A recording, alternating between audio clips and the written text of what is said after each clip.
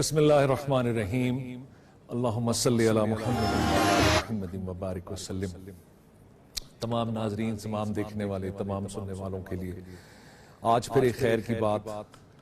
اور خیر کے دن، خیر کا مہینہ اور اس میں خیر کی بات، اور جو بات میں اب کرنے لگا ہوں، میری اللہ سے دعا ہے کہ اللہ تعالیٰ مجھے بھی یہ بات سمجھا دے اور آپ کو بھی یہ بات سمجھا دے۔ میں نے ہمیشہ بڑوں سے یہ سنا کہ اللہ توکل، ایاک نعبد و ایاک نستعین اور اخلاقیات، یہ اللہ کی وہ دو صفات ہیں کہ جب یہ ایک انسان میں مل جاتی ہیں تو اس کی پھر کامیابی میں شک کوئی نہیں رہتا، اور جتنا وہ ان صفات پہ محنت کرتا جاتا ہے، جتنا وہ اللہ سے قریب ہوتا جاتا ہے، اور پھر ایک وقت وہ آتا ہے کہ وہ اللہ کا خلیل بن جاتا ہے، جیسے حضرت ابراہیم خلیل اللہ علیہ السلام۔ تو یہ وہ صفات ہیں جو ہمارے لیے آخرت کی کامیابی بھی ہیں اور ہمارے لیے دنیا کی کامیابی بھی ہیں۔ اللہ ہم سے چاہتے کیا ہے؟ ہم نے یہ بہت عام شام سنا ہے، بہت عام فہم سنتے ہیں کہ ہم اللہ کو سارے مانتے ہیں، ہم اللہ کی نہیں مانتے۔ ہم سنتے ہیں نا، یہ بات ہم کرتے ہیں۔ اللہ ہم سے چاہتے کیا ہیں؟ اللہ ہم سے چاہتے ہیں کہ جو تم نے کلمہ پڑھا ہے، لا الہ الا اللہ محمد رسول اللہ، اس کلمے کو دل میں اتارو اور اپنے عمل میں لے کے آؤ۔ کیونکہ دیکھو، اللہ نے صرف کلمہ پڑھنے والے سے کوئی وعدہ نہیں کیا،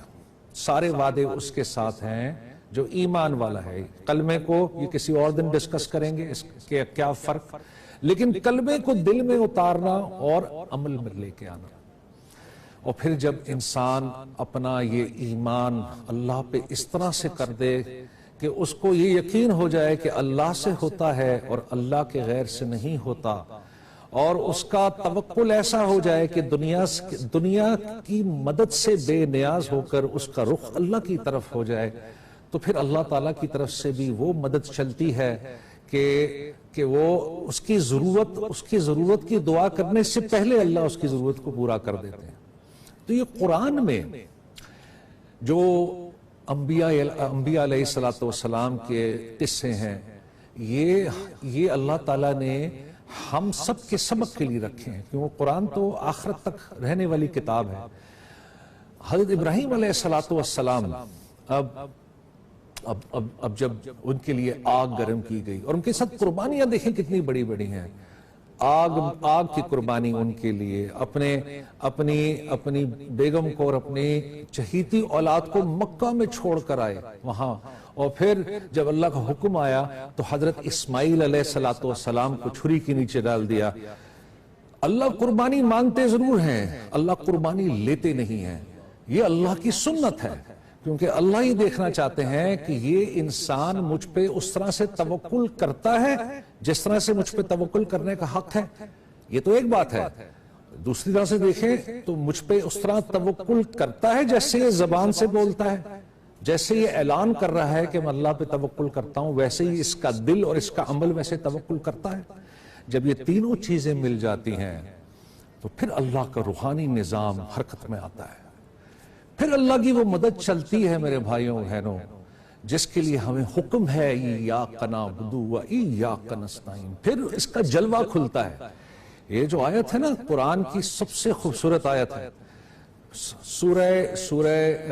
فاتحہ اور سورہ فاتحہ کی درمیانی آیت، ایاک نعبد و ایاک نستعین۔ اب آپ دیکھیں کہ حضرت ابراہیم علیہ السلام انسان ہیں، ڈرے ہوئے ہیں،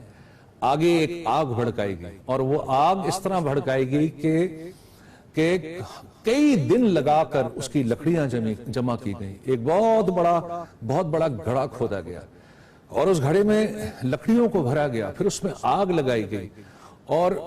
یہ وہاں پر حال تھا کہ جب کوئی عورت بیمار ہوتی تھی تو یہ منت مانتی تھی کہ اے میرے خدا، اے میرے بت، مجھے تو صحت دے دے تو میں ابراہیم کی آگ میں لکڑیاں ڈالوں گی، یہ منت مانی جاتی تھی۔ اتنے انہوں نے ذوق شوق کے ساتھ اس آگ کو گرم کیا، اس آگ کو جمع کیا حضرت ابراہیم علیہ السلام سے انتقام لینے کے لیے۔ اب آپ سوچئے ایک منٹ کے لیے، انسان تھے، کھڑے ہیں ایک بڑی آگ سامنے، اور کئی روایات میں آتا ہے 1 میل تک پھیلی ہوئی، کئی روایات میں آتا ہے 2 میل تک پھیلی ہوئی آگ، اور اتنے شعلے کے آسمان سے باتیں کر رہے ہیں، اور اس کی گڑگڑاہٹ، آگ کی اپنی بڑی دہشت ہوتی ہے، اور ایک انسان اس کے سامنے کھڑا ہوا، آپ نے ہاتھ ایسے باندھے ہوئے آسمان کی طرف دیکھ رہے اور بول رہے لا الہ الا انت رب العالمین ملک الحمد یا رب العالمین، اور یہ ان کے دل میں آواز نکل رہی، یہ ان کے دل میں بات چل رہی، اپنے رب کو یاد کر رہے۔ تو وہاں انہوں نے اس آگ میں ان کو ڈالنے کے لیے ایک منجنیق بنائی۔ منجنیق ہوتا ہے جس سے آپ، جیسے وہ غلیل کی طرح ہوتا ہے، آپ اس میں رکھیں اور اس کو پھینکیں، تو اور پہلی دفعہ دنیا میں منجنیق بنائی گئی، اور جس آدمی نے منجنیق بنائی اللہ نے اس کو زمین میں دھسا دیا، اور آج تک روایت میں آتا ہے کہ آخری قیامت کے وقت تک وہ زمین میں دھستا رہے گا۔ تو حضرت ابراہیم علیہ السلام کو رسیوں سے باندھ کے اس منجنیق میں بٹھایا جا رہا ہے، اور آپ منجنیق میں بیٹھے اور آپ کہہ رہے ہیں، آپ اللہ سے دعا مانگ رہے ہیں، حسبنا اللہ و نعم الوکیل، حسبنا اللہ و نعم الوکیل، میرے رب تو میرے لیے کافی ہے، تو بہت کارساز ہے۔ in other words ایاک نعبد و ایاک نستعین، یہ کہہ رہے ہیں یا اللہ، اور لیکن یقین کا فرق ہے۔ اب آپ بیٹھے ہیں، کہہ رہے ہیں اللہ سے کہہ رہے ہیں یا اللہ تو کارساز ہے، یا اللہ تو میرے لیے کافی ہے۔ بلکہ ایک حدیث میں آتا ہے کہ جب جناب صلی اللہ تعالیٰ علیہ وسلم کفار مکہ سے کبھی کبھی پریشان ہوتے تھے تو اس کا ورد کرتے تھے، حسبنا اللہ و نعم الوکیل، حسبنا اللہ و نعم الوکیل، اور صحابہ سے کہتے تھے تم لوگ بھی ورد کیا کرو۔ تو اب منجنیق میں بیٹھے ہوئے ہیں حضرت ابراہیم علیہ السلام، اللہ سے دعا کر رہے ہیں، اور پھر ان کو زور کے ساتھ آگ میں پھینکا گیا۔ اب جب آگ میں گرنے لگے، حضرت جبرائیل علیہ السلام تشریف لائے، حضرت ابراہیم سے پوچھ رہے ہیں آپ کو میری ضرورت ہے؟ تو حضرت ابراہیم نے ان کی طرف دیکھا، اور ان کے دل میں کیا بات چل رہی ہوگی؟ مختلف علماء نے مختلف بات کی، لیکن ان کے دل میں بات چل رہی ہوگی یا اللہ تو دیکھ رہا ہے نا، تو دیکھ رہا ہے نا کہ مجھے اس آگ میں پھینکا جا رہا ہے، اگر تیری منشا یہ ہے کہ میں اس آگ میں جل کر ختم ہو جاؤں تو یا اللہ کسی کی مدد میری مدد نہیں کر سکتی، اور اگر تیری منشا یہ ہے کہ میں اس آگ سے بچ جاؤں تو یا اللہ اس آگ میں مجھے کوئی جلا نہیں سکتا۔ تو حضرت جبرائیل علیہ السلام جب تشریف لائے، کہا یا ابراہیم یا رسول اللہ آپ کو میری ضرورت ہے؟ تو آپ نے جبرائیل سے کہا جبرائیل مجھے تمہاری کوئی ضرورت نہیں، بارشوں کا فرشتہ دیکھ رہا تھا اور گھبرا رہا تھا کہ مجھے کب حکم آئے گا اور میں بارش برساؤں اور اس آگ کو بجھا دوں۔ جب اللہ نے اپنے خلیل کا ایسا توکل دیکھا، جب اپنے خلیل کا ایسا ایاک نعبد و ایاک نستعین دیکھا، تو اللہ نے پھر بلا واسطہ اس آگ کو حکم دیا، اے آگ تو ابراہیم کے لیے ٹھنڈی اور سلامتی والی ہو جا۔ اب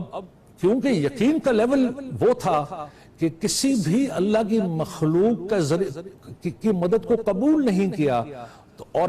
یہ یقین بن چکا تھا کہ اللہ سے ہوتا ہے، اللہ کے غیر سے نہیں ہوتا، تو اللہ نے بلا واسطہ حکم دے کے اس آگ کو سلامتی والا بنا دیا۔ وہ میل تک باغ گلے گلزار، اور میں نے بڑوں سے سنا کہ آپ حضرت ابراہیم علیہ السلام کو ایسے اس باغ نے اپنے اس کو آرام سے رکھا جیسے کہ ایک بندہ ماں کے آغوش کے اندر ہوتا ہے۔ آگے چل کے پھر بات کریں گے آپ سے، اب اس ٹائم ایک بریک لیتے ہیں۔